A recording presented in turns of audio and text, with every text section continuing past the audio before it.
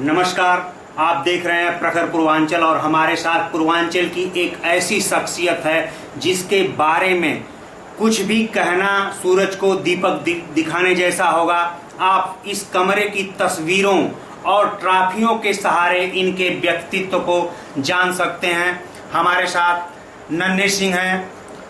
इन्होंने इस देश को इतने एथलेटिक्स और खिलाड़ी दिए हैं जिनकी गिनती करना मुमकिन नहीं है। हम इनसे इनके व्यक्तित्व और प्रकाश डालेंगे। इनसे जानते हैं कि इनके खेल जीवन की शुरुआत कहां से और कैसे हुई, और इसके अलावा इनके विद्यार्थियों ने इस देश को किन किन हस्तियों से नवाजा है, किन किन ट्रॉफियों से नवाजा है।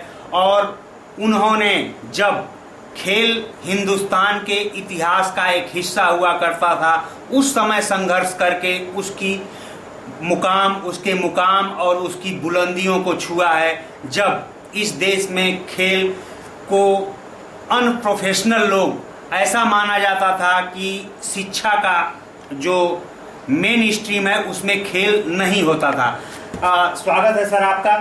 सर, आपकी खेल जीवन की शुरुआत कहाँ से हुई थी?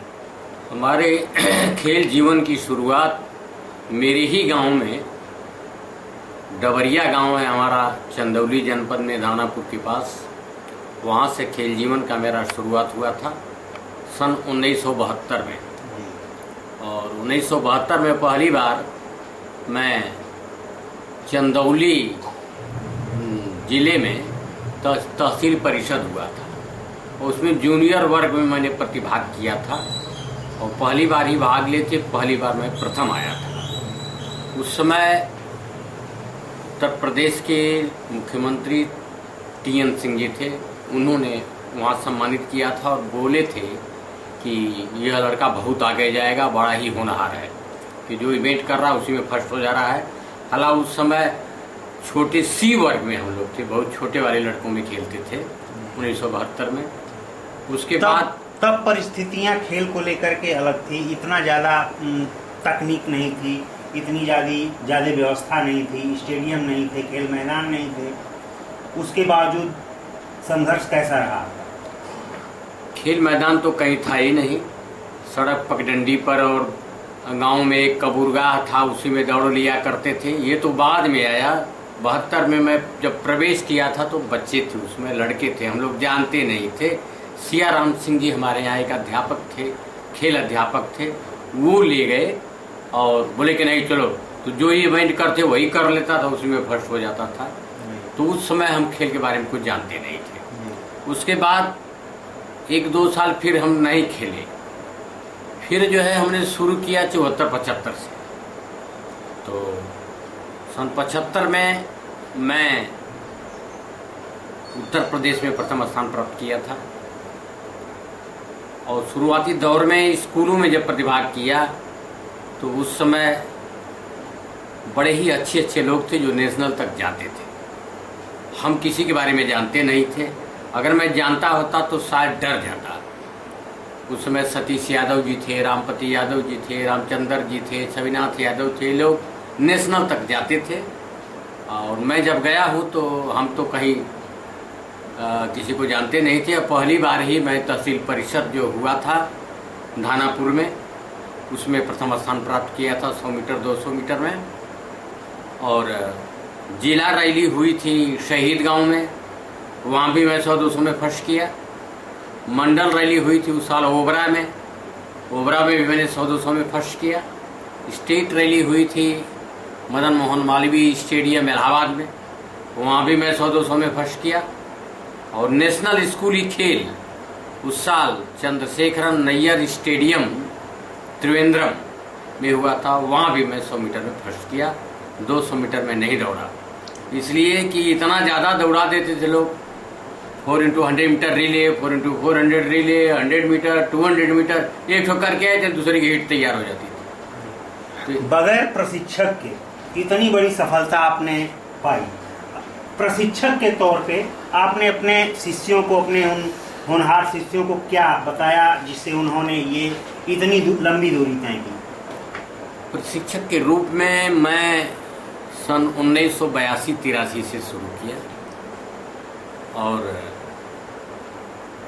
जिस चीज़ को मैं नहीं प्राप्त कर सका था, अंदर से मेरे दिल में यह लालसा थी, इच्छा थी कि इसको जो है मेरे द्वारा प्रशिक्षित बच्चे इसको प्राप्त करें। और जो भी तकनीक थी उस समय जो मैं जानता था लड़कों को दिया, और लड़कों ने उसका खिलाड़ियों जो हमारे अंदर ट्रेनिंग लिए थे उन खिलाड़ियों ने अपने मुकाम तक पहुंचा। उन खिलाड़ियों में प्रमुख रूप से जो लड़के हैं उनका नाम मैं ज़रूर उल्लेखनीय करना चाहूँगा। एक लड़की थी सुमन यादव, आज की डेट में वह एशिया की 6th परफॉर्मर है। दूसरा लड़का राम सिंह, यही बनारस का ही है, बभियाओं गांव है।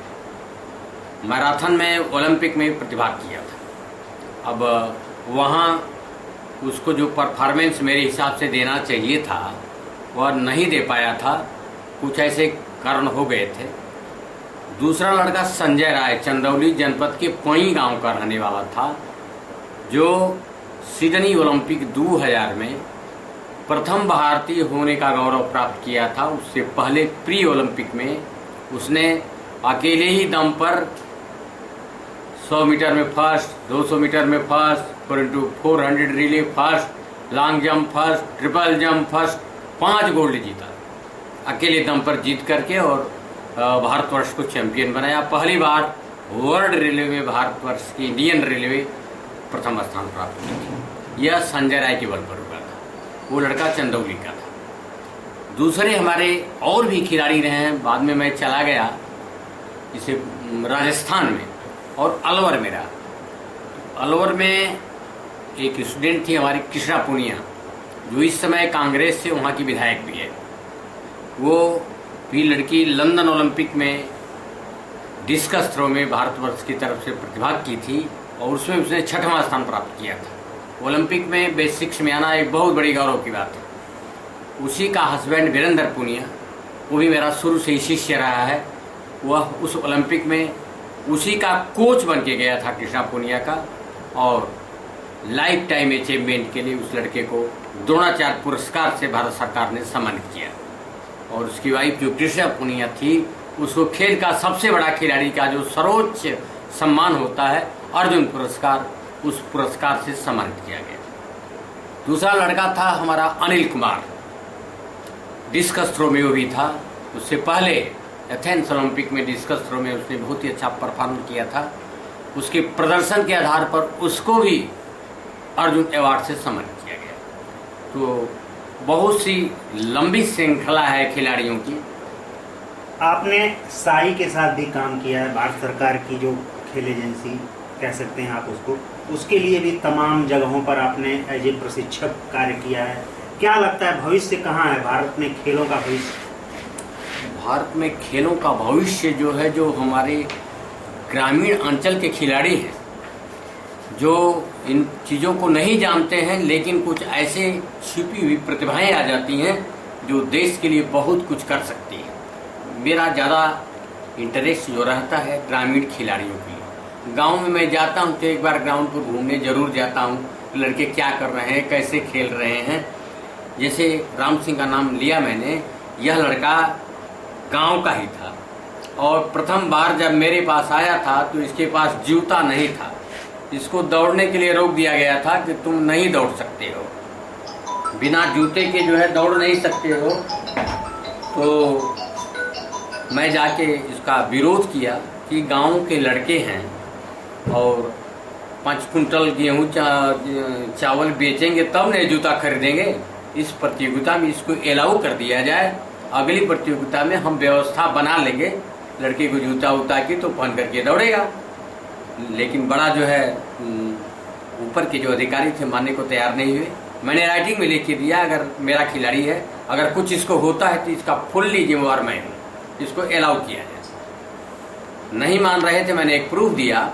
1974 तेहरान एशियाई खेलों में भारत के शिवनाथ सिंह मैराथन में 5 किलोमीटर 10 किलोमीटर, उस समय रेस हो रही थी 5 किलोमीटर, इनको रोक दिया गया कि आप नंगे पैर नहीं दौड़ सकते, लिख के दिया गया था। जबकि वो सिंथेटिक ट्रैक था, सिंथेटिक ट्रैक पर आदमी नंगे नहीं दौड़ सकता है। तो लिख के उसमें कोच थे इलियास बाबर जी, और खेल के द्रोणाचार्य पुरस्कार से भी सम्मानित हैं।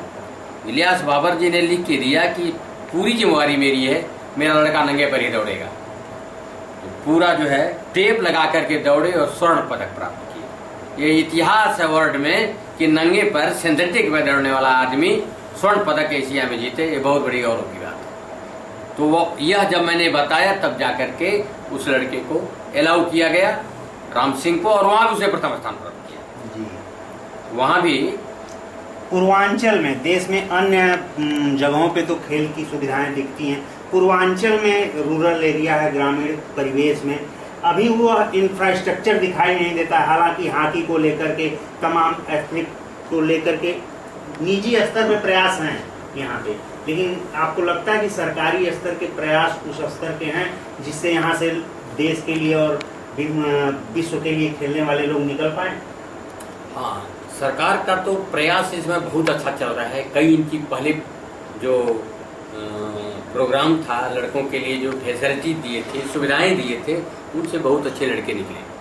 लेकिन इस समय जो प्रोग्राम गवर्नमेंट का चल रहा है, खेलो इंडिया, फिट इंडिया, माननीय हमारे यशस्वी प्रधानमंत्री जी ने एक फिट इंडिया अभियान का शुरुआत किया था, जिसके बारे में बहुत कुछ प्रोग्राम हुए और बहुत लोगों ने बोला। मेरे पिताजी भी इस समय 97+ आयु के हैं और वो भी फिट इंडिया अभियान से जुड़े हुए हैं और आज भी वो अपना अभ्यास करते हैं। खैर तो बुजुर्गों का है, लेकिन जो हमारे नौजवान लड़के हैं, जब गांव की तरफ आप जाएंगे, सवेरे 5 बजे 4 बजे के बीच में जब पहुंचेंगे तो गांव में दौड़ते हुए थोक के भाव में लड़के दिखाई देते हैं। यह बड़ा अंदर से खुशी होती है कि यही होनहार हैं, आने वाले दिनों में देश के लिए यही कुछ कर सकते हैं, देश की ऊंचाइयों पर पहुंचा सकते हैं, भारतीय तिरंगा को फहरा सकते हैं। ये बच्चे में वो जज्बा और जज्बात है, वो प्रतिभाएं हैं जो भारतीय बिगुल जो बजाया जाता है, सारे जहां से अच्छा हिंदुस्ता हमारा। तो यह हिंदुस्तान का तो बिगुल बजता ही है, लेकिन जिस भी देश का खिलाड़ी अंतर्राष्ट्रीय स्तर पर जीतता है, उस देश का झंडा ऊपर उठाया जाता है और उस देश का राष्ट्रीय धुन बजाई जाती है। तो हमारे इन खिलाड़ियों ने 1-2 बार नहीं, अनेकों बार भारतीय धुन को बजवाया है कि सारे जहां से अच्छा हिंदुस्ता हमारा। नन्हे सिंह जी को अगर पूर्वांचल का द्रोणाचार्य कहा जाए तो कहीं से अतिशयोक्ति नहीं होगी। इस कमरे में आप देख सकते हैं तमाम अवार्ड्स और राजनीतिक व्यक्तियों और खेल मंत्रियों से इनकी नजदीकियां इनके व्यक्तित्व को बयान कर सकती हैं। पूरे कमरे में जगह जगह पर स्मृति चिन्हों के साथ साथ अवार्ड में मिलने वाली ट्रॉफियां लगाई गई हैं, जो इनके पूरे व्यक्तित्व का बखान करती हैं। आप अपनी आंखों से देख सकते हैं। ऐसा ही किसी भी कमरे में, इनके पूरे मकान के हर कमरे में स्मृतियां पटी पड़ी हैं। इन्होंने अपना सार्वजनिक जीवन खेल के लिए समर्पित किया है और तमाम उन लोगों से इनके व्यक्तिगत संबंध रहे हैं जिन्होंने इस देश की दशा तय करने में अपनी महती भूमिका निभाई है। लेकिन उसके बावजूद बहुत ही साधारण जीवन जीने वाले नन्हे सिंह ने पूर्वांचल को ऐसी खेल शख्सियतों से रूबरू कराया है। उनके सजोने में, संवारने में इनकी भूमिका बहुत ही महत्वपूर्ण रही है। इसके अलावा साई के अपने कार्यकाल के दौरान इन्होंने देश के कई राज्यों में अपनी सेवाएं देते हुए देश के लिए खेलने वाले उन पौध और नस्लों को तैयार किया है जो आने वाले भविष्य में भारत के लिए एक बड़ी खेल महाशक्ति बनने में भूमिका निभाएंगे। सर, आखिरी सवाल आपसे ये है कि खेल जीवन के दौरान कभी आपको ये महसूस हुआ कि सरकारें खेलों के प्रति उदासीन रही हैं या फिर सरकारों की भूमिका वाकई इसे आगे बढ़ाने वाली रही है?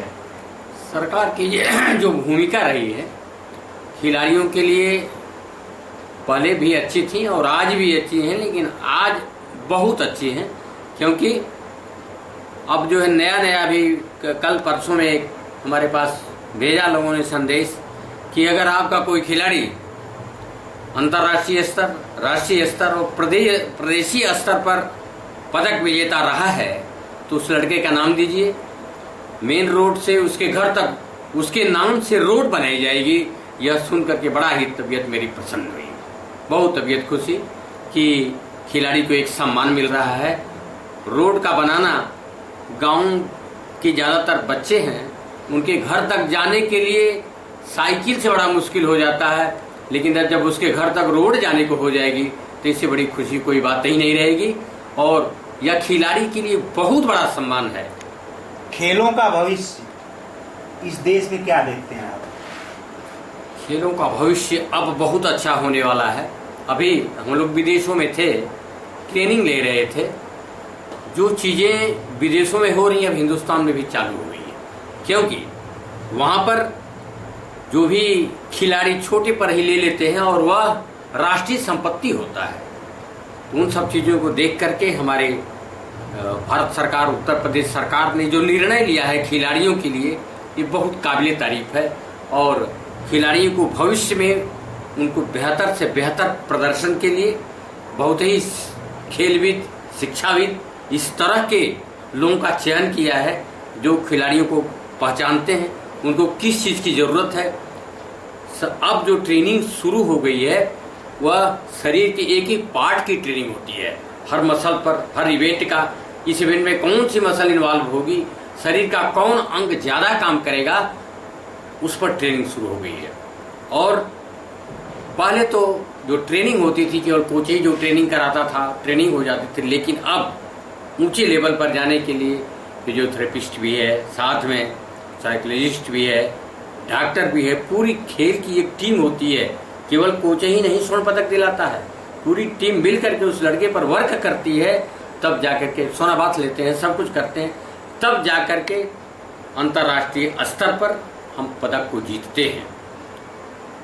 और कभी कभी ऐसा हो जाता है कि खिलाड़ी बहुत अच्छा, लेकिन मोटिवेशन अगर नहीं है तो रात को बड़ा डिस्टर्ब हो जाते हैं। उनको मोटिवेट करने के लिए साथ में एक चाहता है कि खिलाड़ी हमारा कभी भी मनोबल उनका डाउन न हो, नीचा न हो, हतोत्साहित न हो। उनको मोटिवेट करने के लिए इस तरह से सरकार चयन करके उनको ही ऊपर पूरा पैसा वहन करती है, पूरा खर्च करती है। तो ये सरकार का जो यह कदम है बहुत ही अच्छा है, बहुत ही अच्छा है। इसके बारे में जितना कहा जाए कम है। और हमारे प्रधानमंत्री जी ने जो योजनाएं खेल में ला दी हैं, खेलो इंडिया अभियान, फिट इंडिया अभियान, यह पूरा देश खेल रहा है, दौड़ रहा है। और ज़्यादातर लोग प्रतिभाएं जहाँ प्रतिभाग करेंगी उसी में से आप प्रतिभाओं को छांटेंगे, उसी में से हमको मिलेगा। खेल के लिए अपना संपूर्ण जीवन समर्पित करने वाले नन्हे सिंह को उम्मीद है कि भारत अगला विश्व विजयी खेलों की दुनिया में होने जा रहा है। प्रखर पूर्वांचल के लिए राजीव पांडे के साथ अरुण सिंह, वाराणसी।